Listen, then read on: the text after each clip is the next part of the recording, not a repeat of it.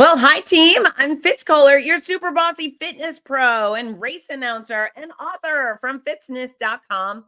And welcome to the Fitzness Show. We have so much to cover today. This is a full episode, not just a poke, although I love poking the crap out of you. Today, we're going full length format, and I know you're going to stick around for it. We're going to cover the Oilman Triathlon in Texas and Mud Girl final event weekend of the entire year in San Diego.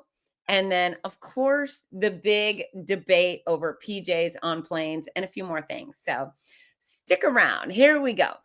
Before we get started, if you haven't done so yet, click subscribe wherever you listen, and then you'll get a notification that says Fitz has made some happy noise, blah, blah, blah. You should listen in. That makes a lot of sense. And then also, if you haven't done so yet, pick up my new book, You Supercharge, the exact formula for fitness, weight loss, and longevity. If you go to fitzness.com, you will find signed copies with free gifts. And there's all sorts of interesting specials right now.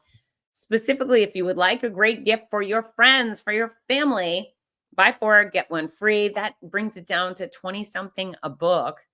And then where else are you going to get a life-changing gift for 20-ish dollars? Nowhere. So help me out. Help me help you. Help me help your family, your friends. I'm desperate to get the book in their hands and my words on fitness in their minds and help them start changing so they could stick around and live well and live long to be with you, of course. Of course. Okay, so here we go. Oilman. This is the first time I've announced this event. It's Oilman Triathlon in Houston area of Texas. Specifically, the event was held on Lake Conroe, which is this huge, big, beautiful, kind of resorty, kind of summer vibe, spring break feeling lake in Texas. And specifically, the event took place on the Margaritaville resort property. And I've heard about Margaritavilles for years, but I've never been to one. And I was really curious, really excited because what a cool place to have to set up camp for work, right? So thank you, Ron Stitt, the owner, the race director, for bringing me in. I've worked with and for Ron before, and he's just a delight. He puts on a ton of big tri events in Texas, and he does a bang up job, and he has a killer team, which I enjoyed working with all of them, which is real nice. You know, sometimes not everybody's so nice, but I feel like in this event, everybody was nice, which I really appreciate because nobody wants to have people be mean, right? So anyways, I get to Margaritaville. It's absolutely lovely.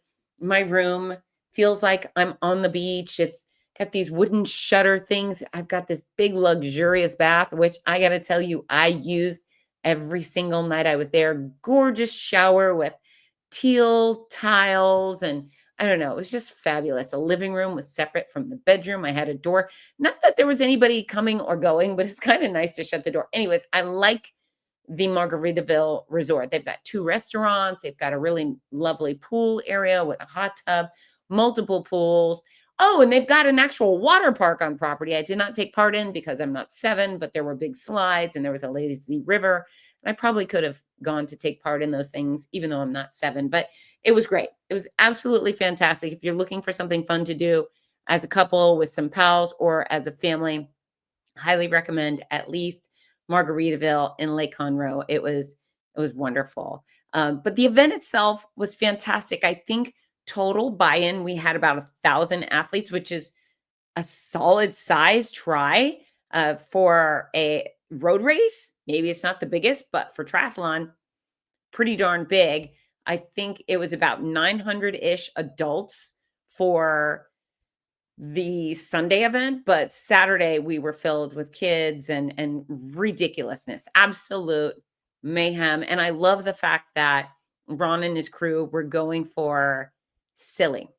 They were going for silly. They were going for real athleticism too, but they also had this vibe that was just come and kick back and have a great time. And I find too many people fear triathlon. So a lot of people are willing to get involved and do a 5K. In fact, road racing is the largest participant sport in the world. There is nothing that comes close. It's the only event where 60,000 competitors can line up together and compete.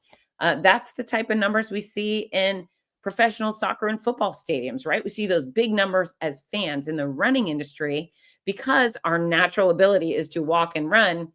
We see huge, huge numbers. Now, triathlon is much smaller. A lot of people are afraid of biking, and then more so many people fear the swim, and I get it. I get it. If you're not a strong swimmer, there might be good reason for that. It's certainly a good reason to practice and become great. And then the lack of oxygen when you're face down in the water can be stressful. So it takes some extra preparation. But that's also why triathlon is so fantastic, is because it takes extra preparation and it takes mastery of not one, not two, but three different sports. So just a real privilege to be there. And I love announcing different things. So I find when I'm doing road races, I'm so happy there, but I miss Mud Girl. I miss the obstacle course races I announce because they're such a different vibe. When I'm at Mud Girl all the time, I miss the road races. If I'm not doing triathlon at all, I miss that. And so, how fortunate for me to have these different types of events sprinkled into my calendar, because I just, I get to associate with all sorts of interesting people, motivated athletes. And then my work varies ever so slightly, and that's good to keep me on my toes, right? Right? I think a lot of people are like, how do we keep Fitz Koehler on her toes? Well, toss me a try every now and then, or a duathlon, aqua bike, whatever. Just tests my skill set in different ways. And again, just brings me closer to a whole different group of people, which I love. So these people were awesome. I'm gonna go in order of events and tell you that Saturday morning we started with a 5K. It was a teeny tiny 5K. It wasn't the number one event on their agenda, so it was super small, which was actually really lovely because we got to have a little more of a personal connection, and there's some silliness to be had in tiny groups. Those folks went off and they had a beautiful run through this neighborhood associated with Margaritaville, which lucky them. I mean, everything over there is great. Also, I just freaking love Texas, right? Texas is my other favorite state. I would say Florida number one for sure, for a million reasons. But then Texas just, I don't know. Maybe it's because I love America and I love cowboys and I don't know. That's my second state. It's Texas, and all the other ones are great too. But it was fantastic. So we did the 5K, and then we got to the kids duathlon. It wasn't a try. They did a short run. Well, they're little, so maybe it's a long run for them. It was about a mile run, and then they'd come back and ride their bike for 3 miles, come back, and then do a 3/4 mile run or something. There's various distances depending on what ages the kids were broken up into. But from the 5 to the 10-year-olds, I can tell you these kids were very intense. I did not expect that level of intensity. They had the tri kits, which is kind of bodysuits, if you're unfamiliar, with the zipper on the chest and the biker shorts connected to the top. And they had the wraparound mirrored lens glasses. I assure you, almost all of them had them. And they were very, I don't know, kind of cocky as they lined up. It was super fun to see their swagger. I'm guessing all of their parents are triathletes. And also those folks have a lot of swagger too. But yeah, just really cute and fun to see them line up. And there weren't too many that were nervous. I asked, all right, who's nervous? And maybe a handful of hands went up. And I just reminded them that, you really are good at walking and running already. And you're really good at riding a bike. And this is not about beating everybody else. It's about you getting the experience and having fun. And so they seem to absorb that. But when you see a 5-year-old cross the finish line of a triathlon or a duathlon, it's just really, what else is there? What else is there? The most adorable little humans with their serious swagger and their mirrored wraparound sunglasses just killed me. It was really fun, silly, and awesome at the same time. I don't even want to call these kids silly. I feel like these kids might come kick my tail for calling their event silly, because they were not silly. They were serious athletes, and their intensity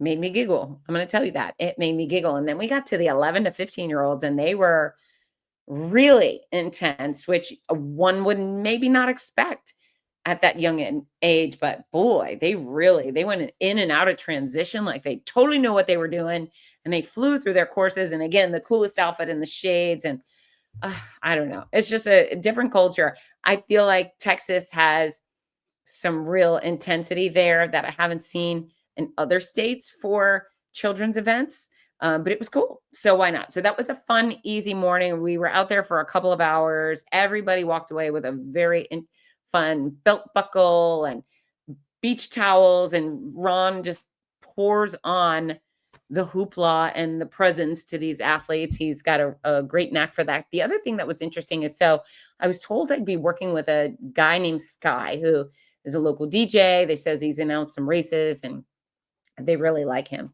And so I meet Sky at, I guess, on Saturday morning, and he was very nice, just a very nice guy. And I felt this familiarity. Sometimes you feel like, I feel like I know him, but I'm not sure.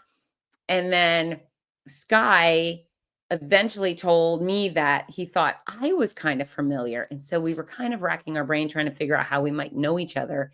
And then he mentioned he was part of the Black Men running team. It's like a fraternity of brothers, and they happen to run too. It's a great organization, and they have units all throughout the country and probably beyond. But anyways, when he said that, I said, oh, well, the year I announced the Philadelphia Marathon, Black Men Run had a big banquet, their annual banquet, and I was invited. He goes, I was there. And all of a sudden it went ding, ding, ding, ding, ding. That's it. And so I look in my phone, and I kid you not, I find a photo of me and Sky arm in arm, like pointing at each other. He was telling me at that time that he was starting his new DJ business and he was going to do race announcing. And I remember telling him, you got a great voice and a great personality. You should go for it.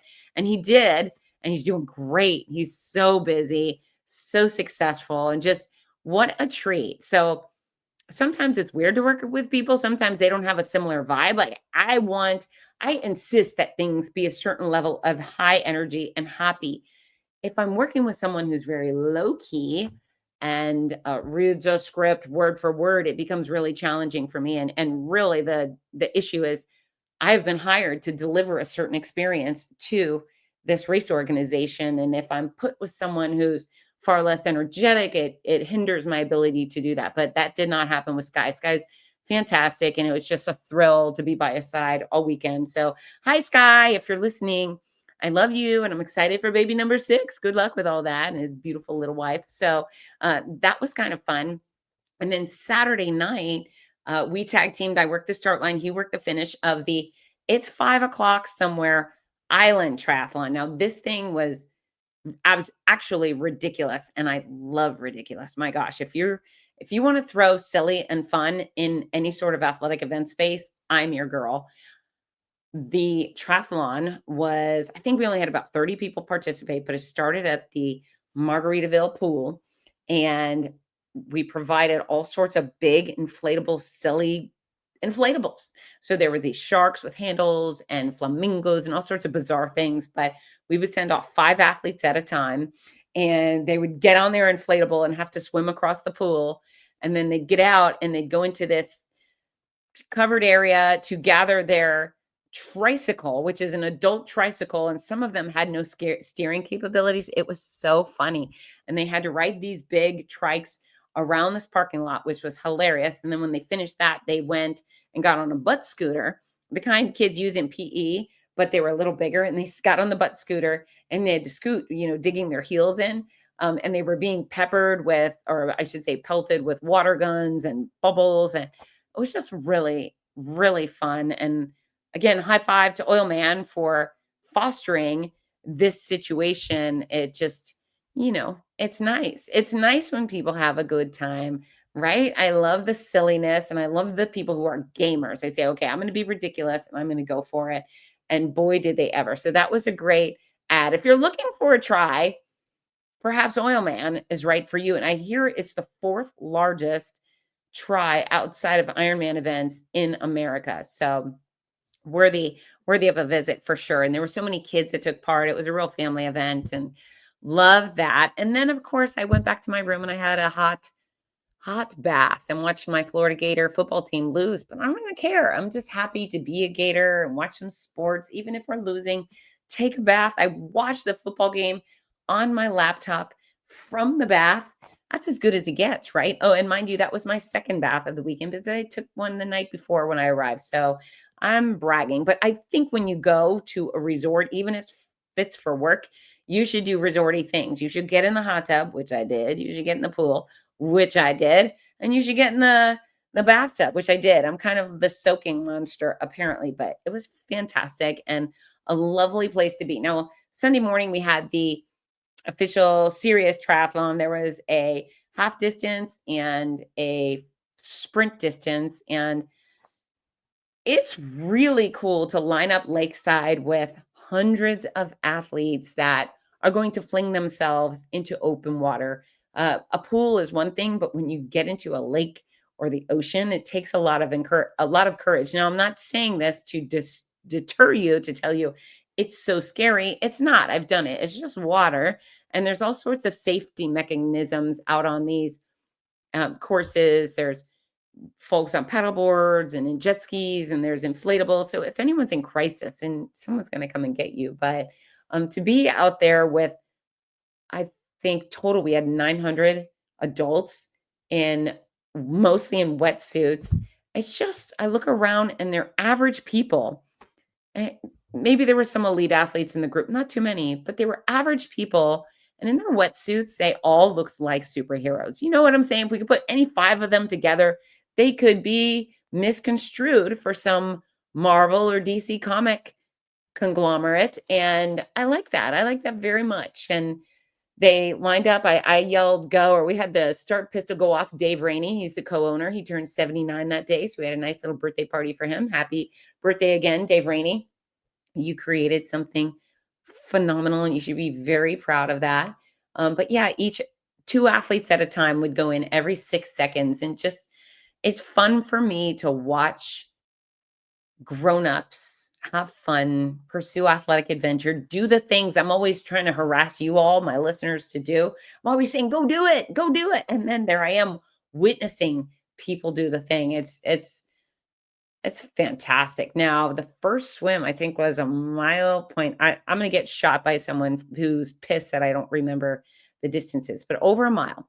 And they had to go swim through the lake over a mile just by themselves. And almost all of them got it done. If anyone didn't get it done, they got escorted back on a paddleboard or a jet ski. But it was wonderful. And they were so happy. And we played music, and it was a lot of fun. And we had Earl Barnes there. I met Earl at the pool the day prior, but he's an interesting story. I see him at the pool with his wife, Cheryl or Crystal. I'm so sorry. It's hard for me to keep track of everything, but Earl had he's an amputee, and he had a running blade on. So we started chatting. He asked, I don't know how, but I said, can you tell me? He said, yeah, I lost my leg 28 years ago in a motorcycle accident. And then he proudly shared that he was the first firefighter in America to do the job as an amputee, which is pretty badass. So I would guess Earl is probably 50s, maybe he's at 60 already. I don't think so, but super fit, just strapping, and certainly not allowing that amputation to slow him down, right? To fight fires with one leg and to do all sorts of triathlon with one leg. Pretty freaking badass. And so he actually agreed to come on my podcast, but that was pretty cool to see him go in there. And then, all the other stories I just really wanted to know. I didn't get to know everybody, but that was the half. And then for the sprint, I met Paul. His name was Paul. It's either Far or Fox, but Paul was 91. That's right.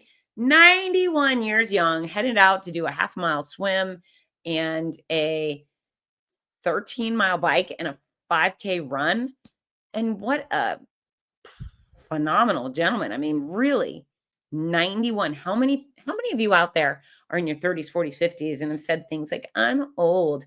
Screw that. You are not. I'm sure you've heard me say this before, but you are not old. In fact, I look at Paul. I don't think that guy's old either. He was just living his best life, going out and doing things a person a third his age, many people a third his age won't consider doing. I mean, just royal badass. That's what I saw. And again, what a privilege to witness that stuff, right?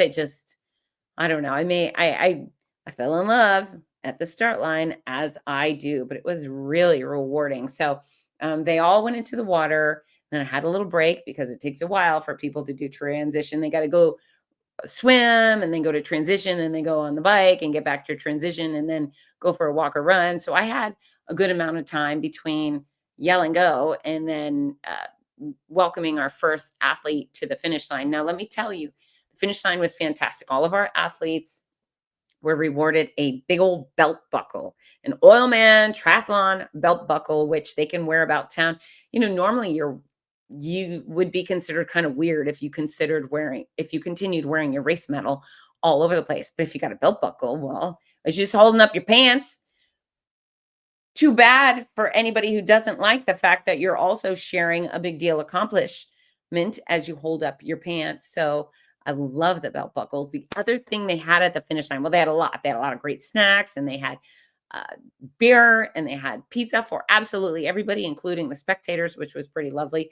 But dun, dun, dun, dun, they had a mechanical bull, and that is where Fitz Koehler shines, because I love me some mechanical bulls. And I don't get the opportunity to do it enough. In fact, my most recent opportunity to ride in a mechanical bull was on UF campus at one of the frat houses.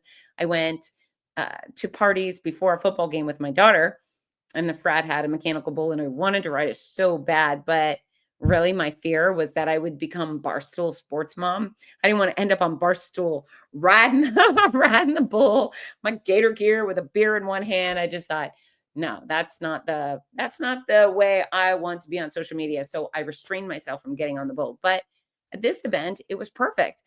And the bull was on a bounce house floor. So you could ride it. And if you got tossed, no big whoop. So I rode it twice. I actually have video. I haven't shared it yet, but I'm going to. You'll be able to look on Instagram soon and see a bunch of nonsense photos and video of me riding the bull. But it was so much fun.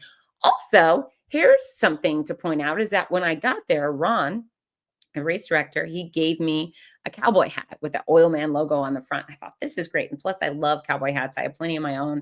And why not have an extra? So he gives me that, and I'm wearing it. I think I'm wearing it for the second day. And someone finally comes up and they look at the logo and they go, second place. What? I thought every athlete got a cowboy hat.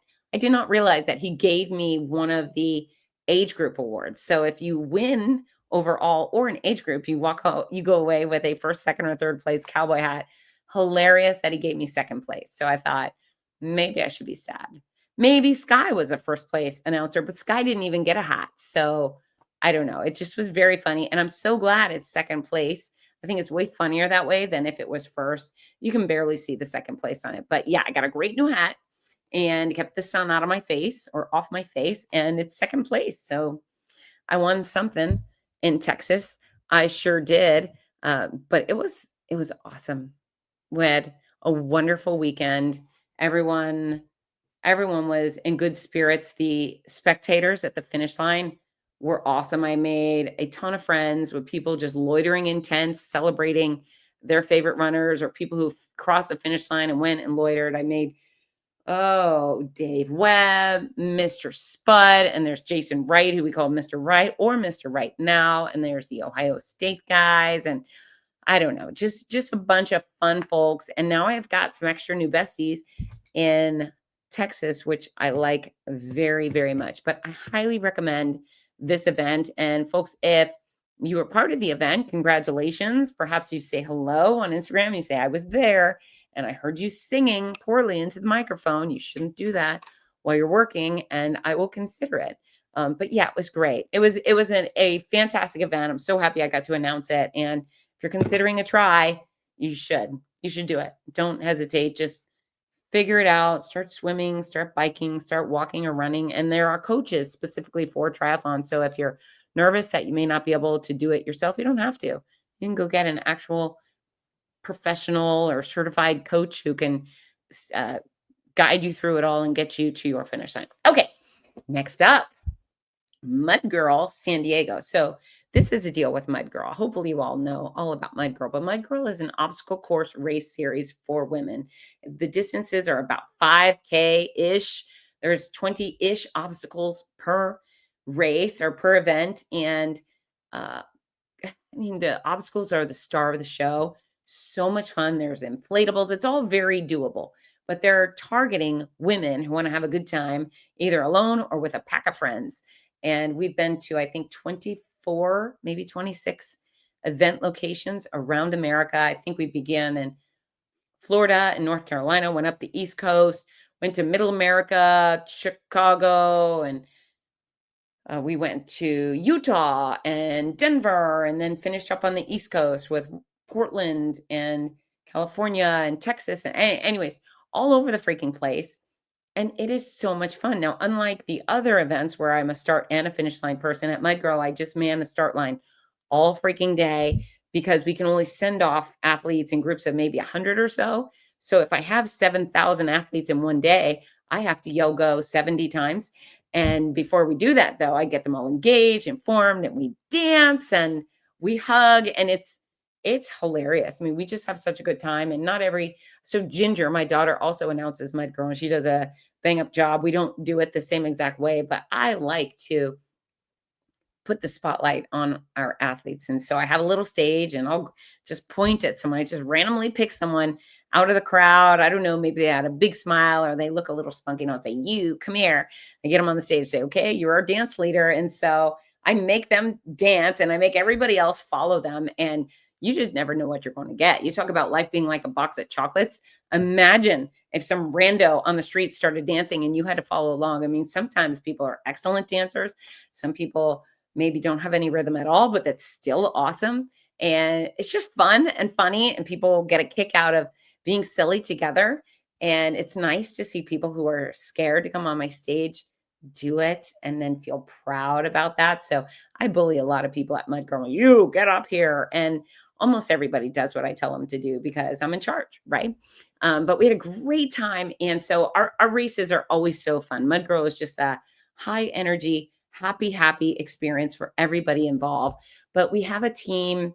I don't even know how many people are on the team, 20 plus, that travel around the country. They go from event to event and they spend all week digging trenches and setting up obstacles and setting up the festivals and having vendors set up. I mean, they do so much and they're so organized. It's the craziest amount of work, but they all get it done every time to perfection. And they show up with a happy attitude, and they're professional and polite, and they manage this the yellow army of volunteers. It's really phenomenal to see.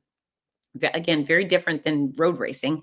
They're building with hammer and nails and big equipment, these huge obstacles. So it's extraordinary. And of course, I don't do any of that. I just show up and I make happy noise. So I have mad respect for the rest of our team. But I this is about a year and a half of doing Mud Girl a lot for me. I've announced Mud Girl as early as 2020, but this was my full year, and just I love them. I love our athletes. I can't wait to get to our athletes. I can't wait to get to my colleagues, our team. But this weekend in San Diego, again, it was the last. It was the last of our year, and it was the last of the entire world, like Mud Girl World Tour. There's also a dozen Mud Girls in Canada and then some in Europe too. So it was the last day, and our athletes. So we have the music playing, and our athletes, they can't even come to the start line until we let them. They have to run under this big cargo net and down the chute. And our race director, Celine, she gets on the cargo net and gets everybody wound up. And DJ Lurk plays Thunderstruck, and everybody comes in, and I'm yelling things. And holy hell, about 1,000, maybe 1,500 Mud Girls pour into the start line, and they are bat shit crazy. They have lost their minds, and I have to do very little to keep them rowdy. They're just there. They are combustible, and I know right away this is going to be the most fun day of the entire year. And it was, but also the Mud Girl team was hanging out at the start line. Now, sadly, it wasn't everybody because I guess the others had work to do, but these folks, they have these powder guns that they run our athletes through to the start line, and then they stuck out. They stuck around.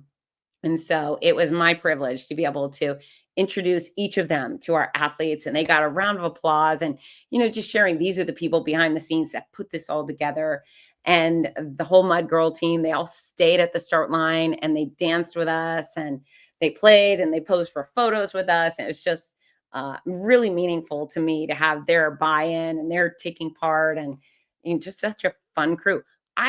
I come in and then I leave pre-event. I come in right before and then I leave right after, but they're together at so many weeks of the year for the whole week. I can only imagine the amount of fun they have Monday through Thursday doing Mud Girl stuff, but it was wonderful. It was absolute chaos. And then the day maintained that. Now, mind you, it was cool. It was cold.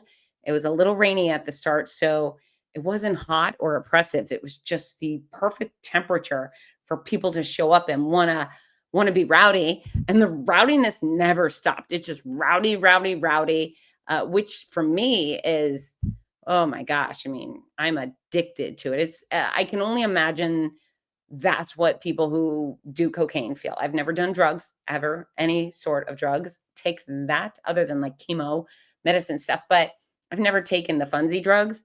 These people are the funsy drugs to me. It's just exhilarating and okay. Now, one of the highlights of the day was the Pink Army. So, my girl always gives back to breast cancer causes. They have since their inception.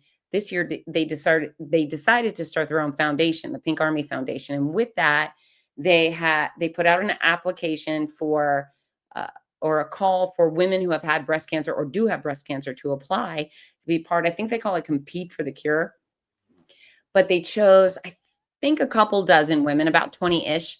And throughout the year, they provided virtual fitness training, virtual nutrition counseling, and more.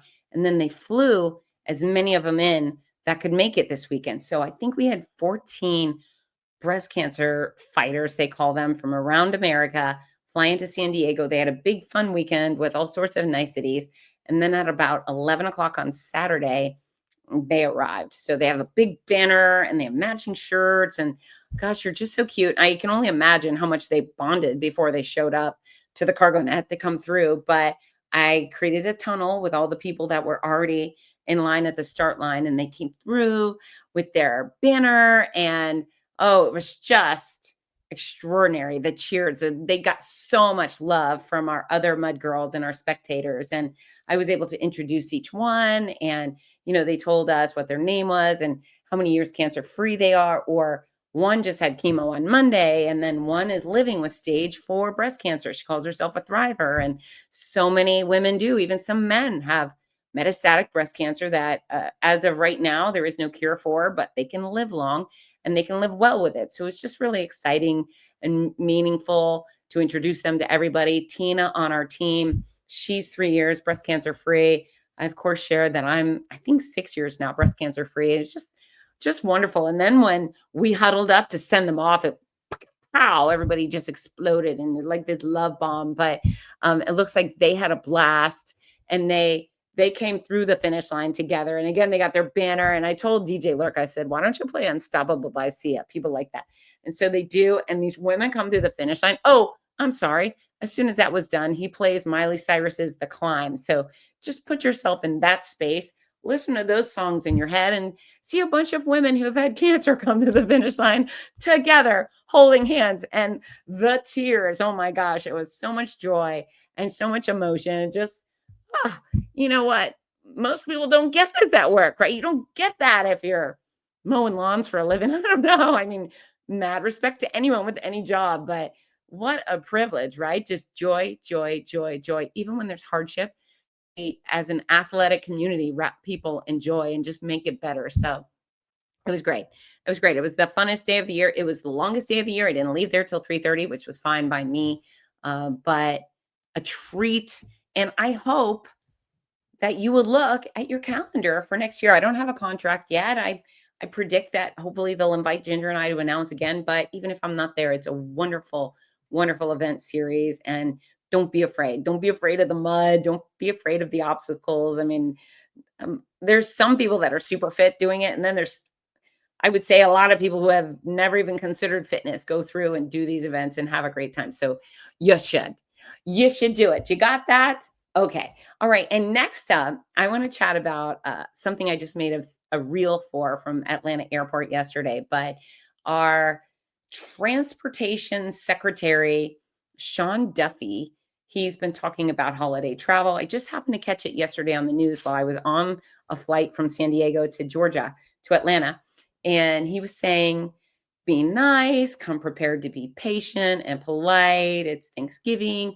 We should be, happy and grateful and be just like Americans, be nice. And he also says, maybe don't wear your pajamas to the airport, because sometimes when people are dressed nicer, they behave nicer. And I think that's a proven thing. You could go look it up, but people dress up, they tend to behave better. And so I thought it was a really just smart pointer he gave out. And I thought about my experiences traveling. So I haven't always worn a suit. I mean, I never wear a suit, right? But I try to look presentable, right? To me, sometimes that's just jeans, casual pants, even a nice fitted t-shirt. You could have a beautiful warm-up suit, but some people do show up at the airport pretty sloppy. They're in pajamas or I don't know, just junky, frumpy, dumpy stuff with Crocs. And boy, do I love Crocs, but you won't find me in one wearing them at the airport.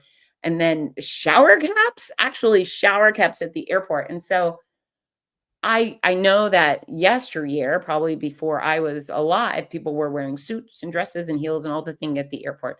I don't do any of that. But the moral of the story is I was thinking back to all of the good things that have come to me via travel. I have sat next to so many CEOs that we start chatting and they say, "You know what? I would love to hire you to come speak to my corporation. I would love to invest in your morning mile program for the schools in my area. I would love to buy your books, whatever it is." But I've done so much quality business on airplanes. And I look back and I think if I had shown up in my pajamas, would that CEO have wanted to do business with me? I don't think so. If I was in ratty sweatpants and a hole in my t-shirt and I don't know, I had a shower cap on, would they have wanted to do business with me? I don't think so. I don't think so. So I shared that in a post because not only am I doing business on planes and anybody else could be making a sale or a new connection, whatever it is. There's a lot of opportunity for whatever industries you're in to make connection and do some business, maybe get a new job or get a better job or whatever, right? Or meet a new best friend or meet the love of your life, right? If you're looking your best, maybe you meet the man or woman of your dreams. So I posted about that and it seems like most people are of like mind that they wish more people would dress, at least be presentable on an airplane. But then there's been some kickback. Well, I'm not judging anyone. And, we all have to stand in the same lines. And that's true. The airport professionals and the airline professionals seem to be courteous and efficient with everybody, no matter what we're wearing.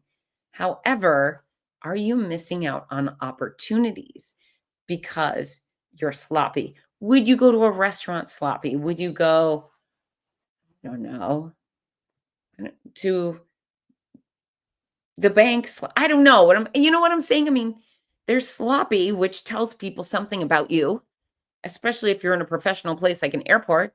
And then there's someone who just is well manicured, right? It doesn't have to be fancy. You could be in jeans and a white t-shirt and a pair of boots. Fine.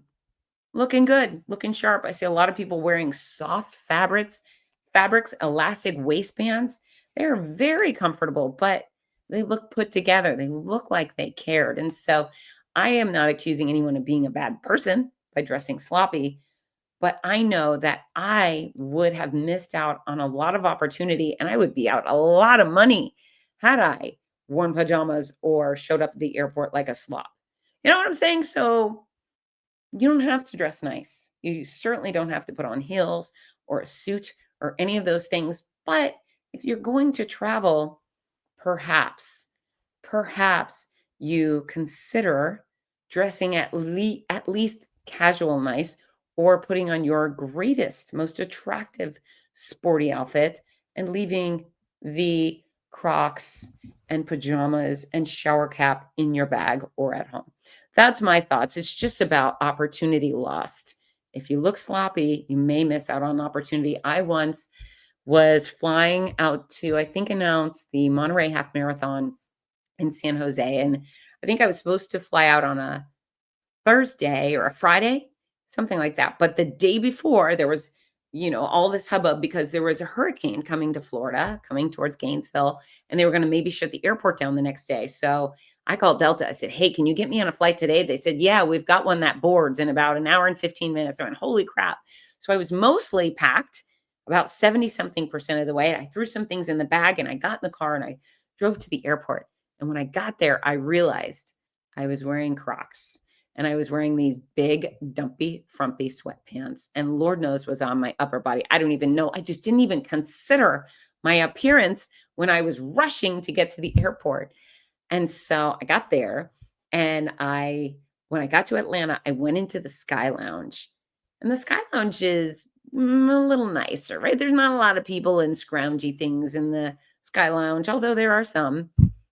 But when I walk in, I saw something. I saw someone I knew, a gentleman that I had met the week prior in another Sky Lounge in Atlanta. And he was like, "Hey, Fitz." And I died inside. And I was bending over saying, "I'm so embarrassed I look this way." I was rushed out because of the hurricane. I didn't have time. I didn't think about it. And he was very sweet, but he also gave me the look like, ew. And he was dressed in slacks and a fitted button down shirt and a tie. He just looked so sharp. And I just felt less than. And so I don't want that for you. I don't want that for you. If I were dressed in a cute warm up, whatever, maybe that would have been fine, but I wasn't. And I agree with Secretary Duffy that we should up our game, and maybe that will make us better, right? Maybe we'll shout at the flight attendants less, or get fewer huffs, or I don't know. I don't know. But yeah, I thought it was a good suggestion to dress a little more presentable during air travel. And I hope more people up their game. I don't know. It's not judgy. Also, the people who are like, don't be judgy. F you. I'm totally judgy. Every time I step out into the road, I'm judging whether it's safe. When I get into an elevator with people, are they safe? Are they suspicious? Should I get out of the elevator? If I look at my food and maybe it's the wrong color, maybe I'm not going to eat it, right? So being judgmental is a brilliant move. And if you think that nobody should be judgy, well, then I don't know. I fear for you. I fear for you. It's a really ignorant state of affairs when you think using personal judgment is a bad choice, is a bigoted choice. It makes me concerned for your safety, for your future. So I encourage you on the flip side to judge your asses off. Judge. Is this person safe? Is this person nice? Is this opportunity a good one? A bad one? Is that a delicious restaurant to eat? I don't know, but there is a lot of things going on in the world, and you should definitely be judgy. So take that. Take that. Okay, folks. The communication tip of the show. Put your phone down sometimes. You're going to spend some quality time with special people. Put your phone down.